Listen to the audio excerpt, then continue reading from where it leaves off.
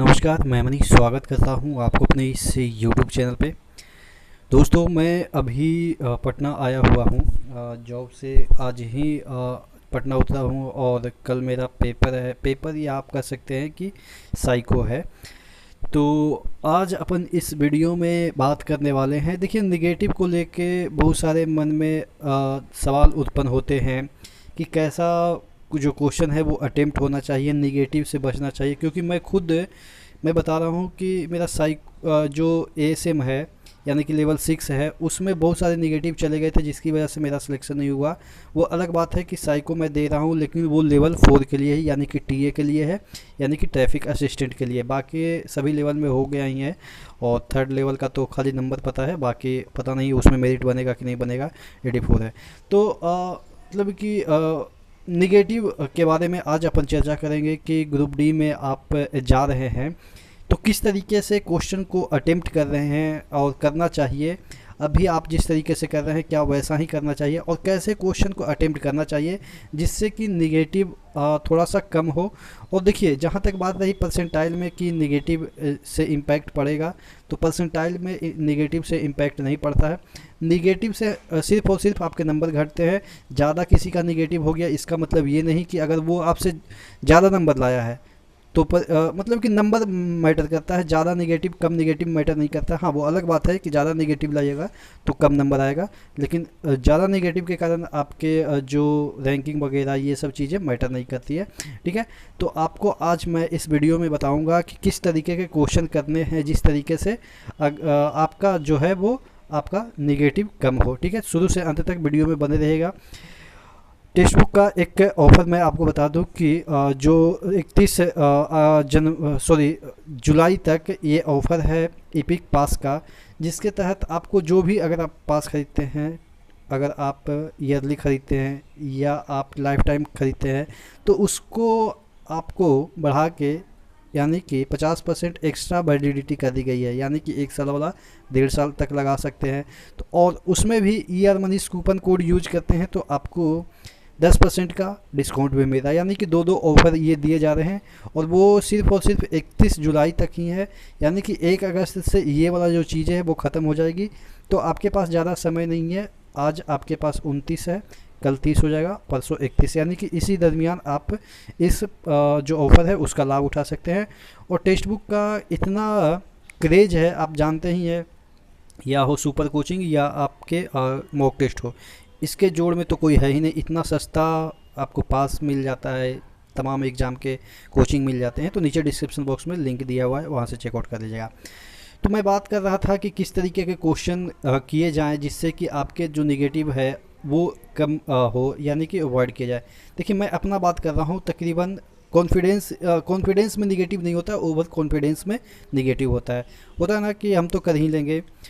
इस over confidence के कारण मेरा तकरीबन, मैं बता रहा हूँ कि जो लेवल 6 के पेपर मैंने दिए थे उसमें मेरा जो निगेटिव था वो तकरीबन 16-17 गलत क्वेश्चन हो गए थे। और ये 16-17 गलत क्वेश्चन का मतलब ये होता है कि या तो आप कुछ नहीं जानते हैं या आप बहुत कुछ जानते हैं, ये प्रिटेंड करने की कोशिश कर रहे हैं, यानी कि ओवर स्मार्ट बन रहे हैं। यही दो कारण होता है जिसमें कि ज़्यादा नेगेटिव होते हैं। अगर कुछ नहीं जानते हैं तो राम रहीम कुछ भी आए आपको बस टिक करना है। अगर ज़्यादा कुछ जानते हैं तो आपको लगेगा कि यार ये मेरे से कैसे नहीं बनेगा, इसमें तो टिक लगा ही देते हैं। तो इस वजह से मेरा ये कंडीशन रहा। हालांकि और भी जो पेपर हुए और भी जो लेवल के, उसमें मैंने कंट्रोल किया, क्योंकि पहला दिन मैंने बताया ही था कि मेरा थोड़ा सा गलत हो गया था। उसके बाद मैंने सभी पेपर को अच्छे से क्लियर किया और सभी में रिजल्ट भी आया। तो नेगेटिव को देखिए, सबसे पहले मैं अपना एक्सपीरियंस के आधार पे ही बोल रहा हूँ। कोई ऐसी बनावटी नहीं है कि बस ऐसे लेक्चर मार दिया। क्योंकि देखिए, कोई भी चीज़ इंसान अपने कर्मों से ही सीखता है कि आप क्या कर रहे हैं, उसी के अकॉर्डिंग बात करते हैं। देखिए, टीचर्स लोग आपको गाइड किस लिए कर पाते हैं, क्योंकि उनका एक्सपीरियंस होता है, बच्चों से इंटरेक्ट करते हैं 2-2 साल 4-4 साल 10-10 साल पढ़ाने के बाद उनका एक एक्सपीरियंस हो जाता है कि किस तरीके से थिंकिंग लेवल डेवलप करना है बच्चों के। तो इस तरीके से मैं अपना एक्सपीरियंस के आधार पे मैं आपको बता रहा हूँ कि कैसे निगेटिव को ओवरकम करना चाहिए। देखिए, सबसे पहले निगेटिव किस तरह के क्वेश्चन में होते हैं, या तो आपको कुछ नहीं पता, या तो आपको थोड़ा पता, या तो आपको उसका लगभग 90% या 50-50 जो कौन बनेगा करोड़पति में होता है उस तरह के चांसेस होते हैं। वही सब क्वेश्चन में निगेटिव होते हैं।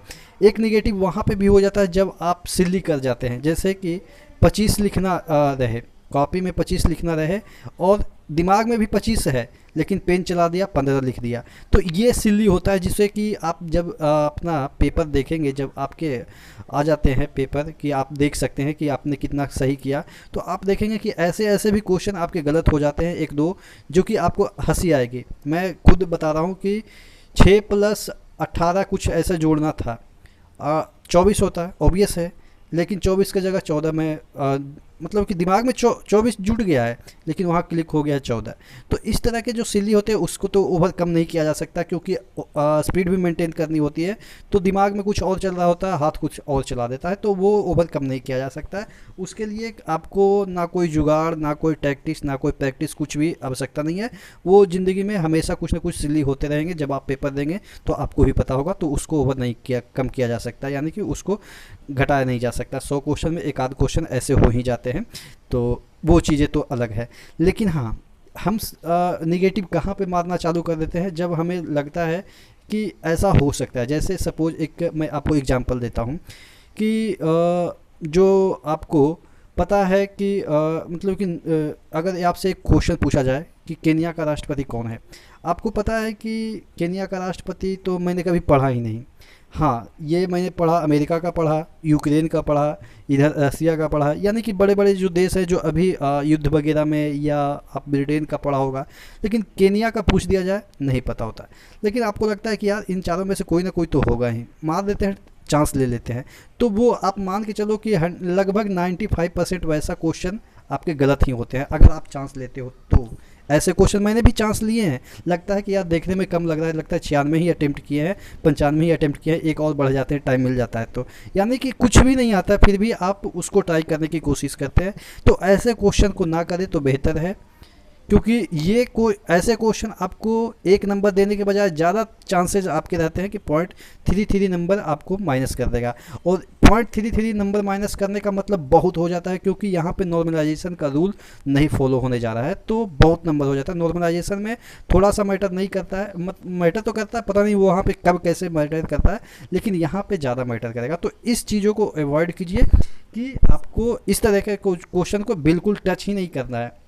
एक और चीज़ मैं आपको बता देता हूँ, मैथ्स में जब तक आपके एग्जैक्ट ना आ जाए सॉल्यूशन, जैसे होता है ना कि आपके आंसर आ रहे हैं 16, ठीक है, और ऑप्शन में 15 दिया हुआ है, 20 दिया हुआ है, आपके 25 दिया हुआ है, आपको लगता है यार 16 यानी कि 15 के करीब आ रहे हैं, तो 15 ही होगा।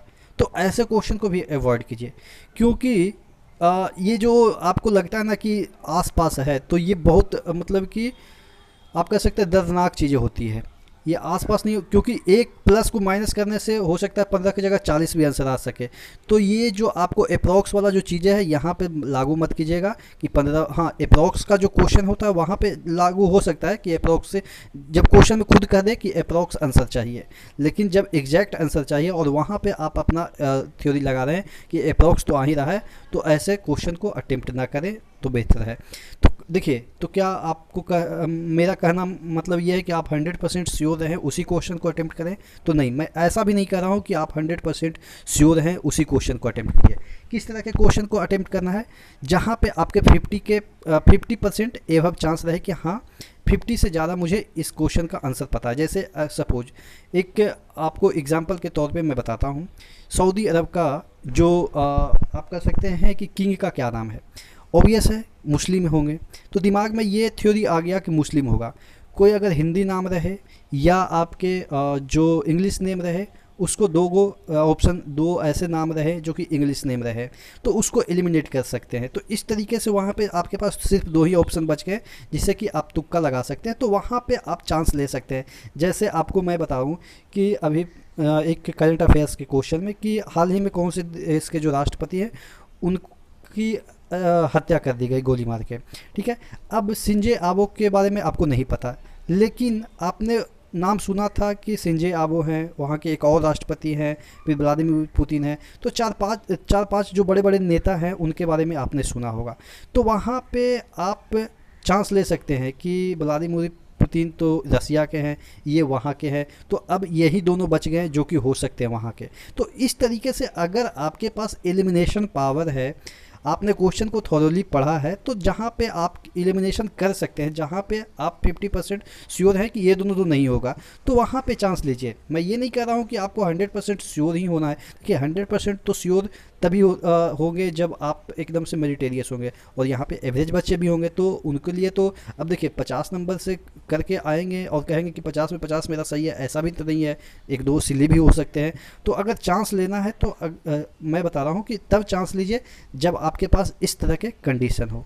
मैथ्स में और रीजनिंग में चांस लेने की आवश्यकता नहीं, क्योंकि उसमें चांस लीजिएगा तो थोड़ा सा, हाँ रीजनिंग में थोड़ा बहुत चांस ले सकते हैं, क्योंकि रीजनिंग में जो आपके असर्शन रीजन वाले क्वेश्चन हैं वहाँ पे चांस लिया जा सकता है, वहाँ पे 50-50 का ऑप्शन होता है, यानी कि ये भी हो सकता है ये भी हो सकता है। लेकिन मैथ्स में चांस बिल्कुल मत लीजिएगा, क्योंकि मैथ्स में एग्जैक्ट आंसर खोजता है। तो इस तरीके से आप अपने निगेटिविटी को, यानी कि जो निगेटिव आंसर आते हैं या निगेटिव आपके मार्क्स आते हैं, आंसर नहीं मार्क्स आते हैं, तो उसको ओवरकम कर सकते हैं। आशा करते हैं मैं अपना एक्सपीरियंस से जो मैंने आपको शेयर किया वो आप फॉलो करेंगे। बाकी आप आपकी मर्जी किस तरीके से आप पेपर देते हैं, मैं अपना एक्सपीरियंस आपको शेयर कर देता हूं कि मैंने कैसे इस तरीके की चीज़ों को ओवरकम करने की कोशिश की। बाकी समय समय पर मैं आपको गाइड करता रहूँगा, उसके लिए बने रहिएगा चैनल के साथ। नेक्स्ट वीडियो में मिलते हैं, और चैनल पर नए हैं तो सब्सक्राइब कर दीजिएगा। तब तक के लिए धन्यवाद।